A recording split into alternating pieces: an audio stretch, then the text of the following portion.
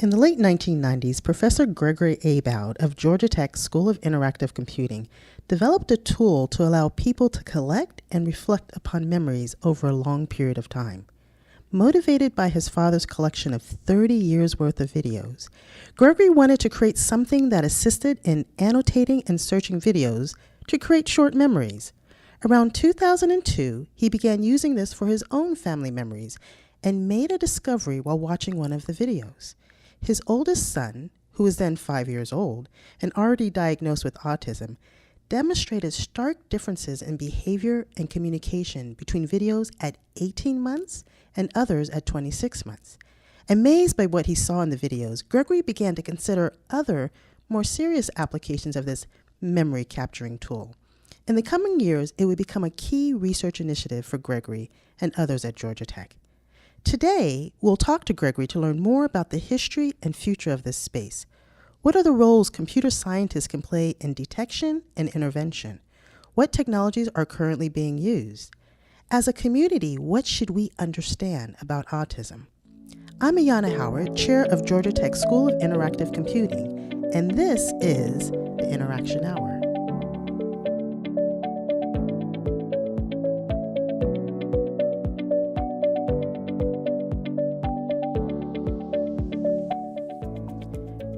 Professor Abowd is Regents Professor at Georgia Tech, where he's been faculty since 1994.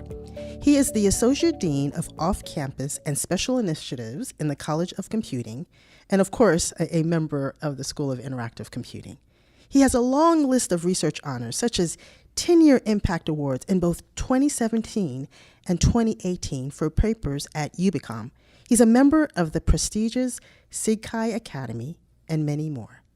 He's been advisor to 30 PhD students, many of whom have gone on to incredibly impressive careers of their own. Thank you for joining us, Gregory. Thank you. It's a pleasure to be here. So we have a lot to get in this episode, but I want to start back with the story that was briefly talked about in our intro. So you're a parent of two boys on the spectrum, so you come at this from the parent's perspective as well as from the researcher perspective. So walk us through this journey and how you were motivated to begin research in this space. It is an interesting story to share, and I love to share it. It all kind of starts in the year 1998. In retrospect, that was a very important year in my life. My father died that year. My oldest son, Aiden, was diagnosed on the autism spectrum, and I launched a research initiative with several colleagues at Georgia Tech called the Aware Home Research Initiative. And those things, in retrospect, kind of all came together and drove me in this direction of doing work in autism and technology. After my father died, he left behind a 30-year archive of 8mm family movies. My father was known in my very large extended family as the one who always had the camera in front of his face recording lots of family events. I'm from a very large family, 12 brothers and sisters. And we had lots of family events in a variety of places, and Dad would always record these. But when he died, so did the projector that we used to enjoy these movies. So I digitized them, and with a couple of students built a tool. And remember, this is before the YouTube era. So digitized them and built a tool to allow you to browse and annotate the videos so that you could then search on this large archive and pull up things that you wanted to see, like show me Christmas episodes from the 1960s. And I used this tool to provide very valuable memories with my brothers and sisters and aunts and uncles. And as a result, I took my own family movies, and this was around 2002. This recording effort was part of one of the initiatives within the Aware Home. I put my own family videos in there, and this was 2002 when I, at that time, had two sons, Aiden, who was 5, and Blaze, who was 2. Blaze was ultimately diagnosed with autism, but hadn't been diagnosed at that point. And I saw these recordings of my oldest son, Aiden, when he was 18 months, in his mother's arms, acting like an 18-month-old. Looking, smiling, responding to requests to point to body parts, and then saw another clip 8 months later when we were on vacation in Hawaii, and he was very different. was showing kind of stimmy behaviors, flapping his hands, kind of rocking, making verbal stimming noises, not speaking, not making eye contact, kind of classic autistic behaviors. And these things transpired over the period of 8 months, and my wife and I really didn't see it happening at the time. And it just made me think, wow, I'm spending a lot of time as a researcher trying to use technologies to record histories, but for enjoyment. And I said, well, there may be other, more serious applications of this particular work. So that launched me in the direction of trying to explore any kind of challenge related to autism and technology. So this is the early 2000s. And, Yes. and like you mentioned, there was no YouTube or Snapchat or Instagram. So I'm trying to put myself back in the world of 8mm film, which I can't even fathom what that looked like. Before the adoption of all this technology, so what did this really look like at the time? I mean, if you think about the projects that existed that you could really do, what did this world look like? So what was interesting in the late 90s and early 2000s was you were starting to see broadband internet going to domestic spaces, so out of the workplace. And so you wanted to think, well, what would it mean if you had, pipes into and out of the home space? What kind of things could you collect and could you share? And I was very interested in looking at these rich media types like video.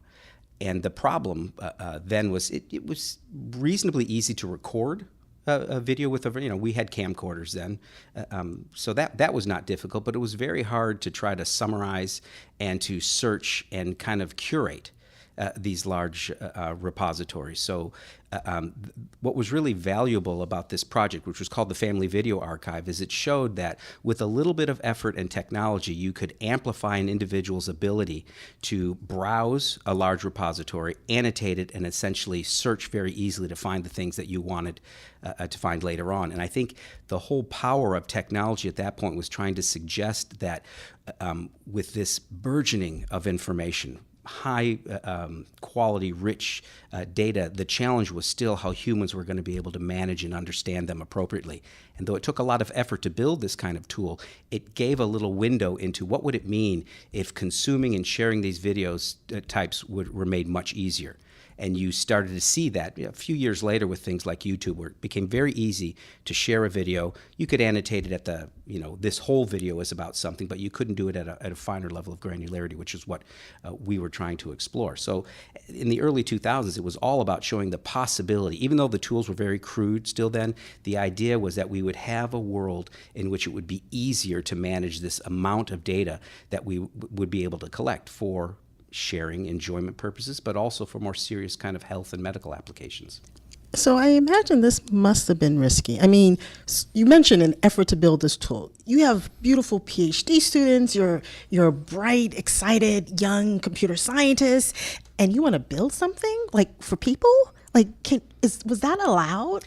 Well, I'm in the area of human-computer interaction, and it's in our blood that we aren't just interested in technologies for technology's sake, but in providing use of these technologies for real use. And I had already built a reputation and a career based on taking existing technologies and integrating them together and providing living experiences to see what it's like when we have these kinds of tools of the future and we use them every day. So that's really part of my whole goal. The risky thing for me was to try to encourage students to want to go in the direction of a very serious application, autism, when they had no experience in that particular space. That was the bigger risk. It wasn't the risk of let's build tools for real people to use. It's let's explore this domain of autism. So how has it changed then from then and now? Given that technology and mobile technologies has come about, what can we do that's even more? Well, clearly technology has advanced quite a bit, and particularly with how it's impacted people impacted by autism. The advent of cheap mobile devices that not only are easy to use and engaging to use, but have a platform that make it relatively easy for developers to build tools and get them out to a wide audience. That's what's really different today. I would say it's not so much the smartphone or the tablet that's as important, but it's the combination of that with an economy of being able to develop and deploy relatively inexpensive applications. That's really transformed, both in a good and in a worrying way, this particular space of technologies for individuals with special needs. Okay, so worrying. I can imagine, you have this pervasive technology. Any developer that even wants to make a dime can send it out. So if I think of myself as a parent and maybe I'm worried or I have a child with a learning disability or I may suspect, how do I actually figure out what's effective or not? Well, you've hit to the heart of the challenge here. Because it's so easy to develop and to deploy things and it's not hard to get thousands and tens of thousands and millions of people to give you a few dollars for something. It's an easy way to make some money. There's no requirement in these stores for these devices that there be evidence of efficacy of these technologies. So anyone can put something out there, and it makes it very challenging for parents to know what's the right thing for my children.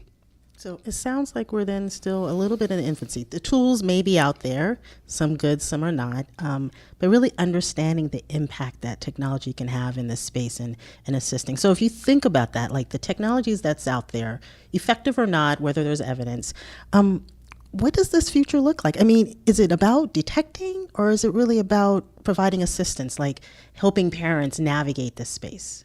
Well, it's both. You hit on an important distinction between the kinds of two different ways of using technology. You might use it to help one come to a diagnosis or a screening to alert to the likelihood that there's an individual that has special needs or some kind of a delay, or in other ways are different from our understanding of typical development. So tools that are there for that screening or diagnostic purpose is one class. The other one, and this is the one I think that's more challenging, is interventions. You have an identified need that you want to address, and there are hundreds, thousands of opportunities for you to find a tool that claims to be useful for that particular purpose, whether it's speech or understanding of language or the ability to point effectively to objects, all these kinds of skills. There are or how to interview for a job, for example, if you have social anxiety. There are tools to help you do all of those things.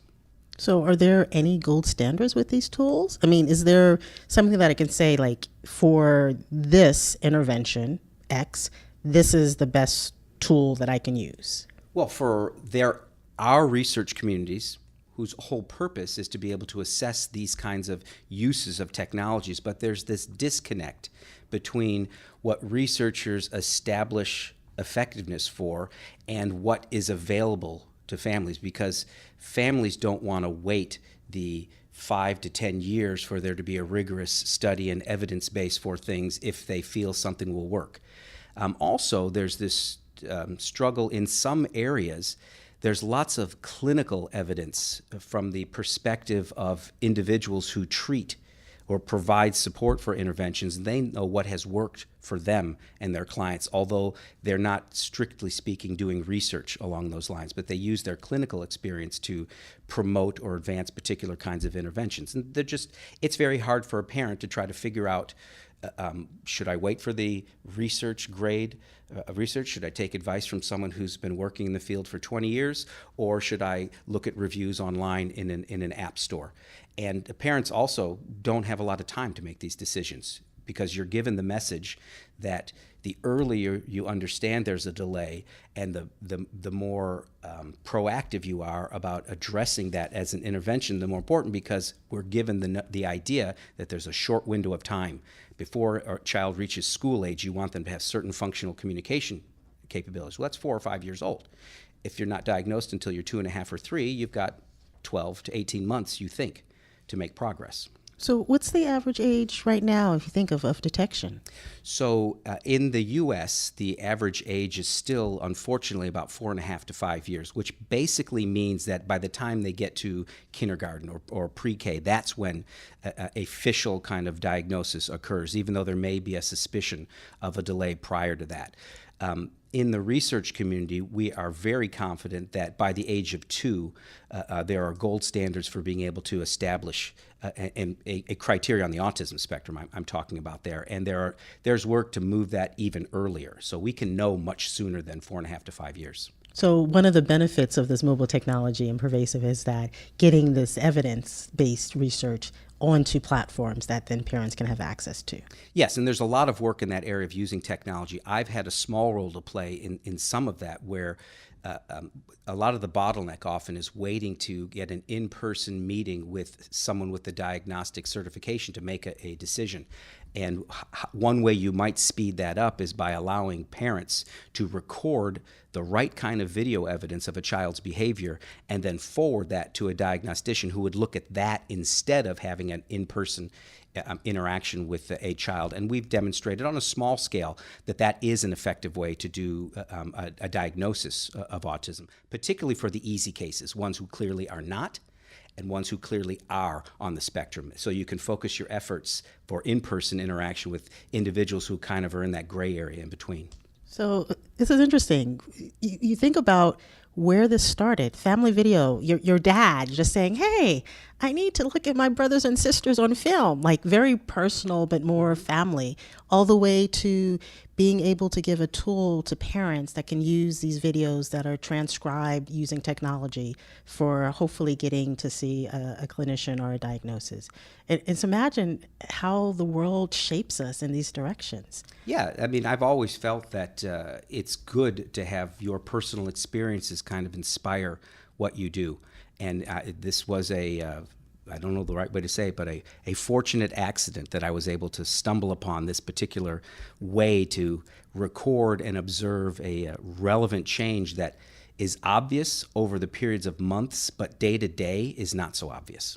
So what's the most important thing that you've learned in autism and awareness? And this is through, your own experiences, your own research of others around you. Like, what is the kind of the most important thing that you want our audience to take away?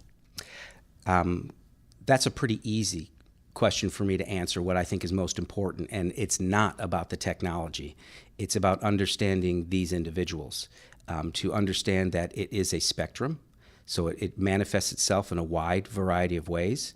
And for many of these individuals, we often grossly underestimate their capabilities and their desires and ability to be like the rest of us and to integrate in with the rest of society. My oldest son is a non-speaking individual who over time has developed the ability to communicate by typing very simply with a single finger.